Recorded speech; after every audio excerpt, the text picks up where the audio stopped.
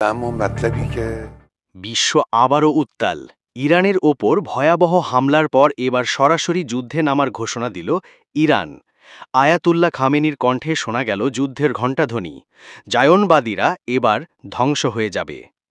ইরানের সর্বোচ্চ ধর্মীয় নেতা আয়াতুল্লাহ আলী খামেনি এক্সে দেওয়া একাধিক বার্তায় জানিয়ে দিয়েছেন, ইসরায়েলের বিরুদ্ধে সম্মুখ যুদ্ধে নামতে প্রস্তুত ইরানের সামরিক বাহিনী।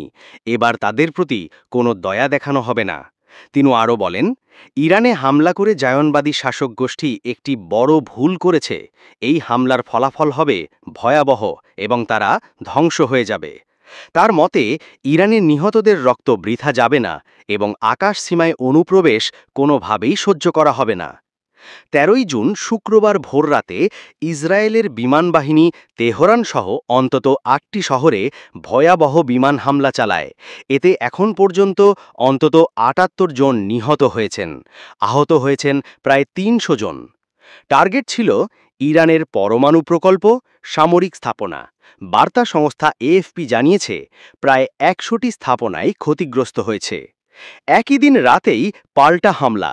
ইসরায়েলের তেলাবিব সহ কয়েকটি শহরে হামলা চালায় ইরান। এতে অন্তত ৪১ জন ইসরায়েলি আহত হন, যার মধ্যে ২ জনের অবস্থা আশঙ্কাজনক। খামেনি বলেন, এই ঘৃণ্য অপরাধের জবাব অবশ্যই দেওয়া হবে। জায়নবাদীরা আর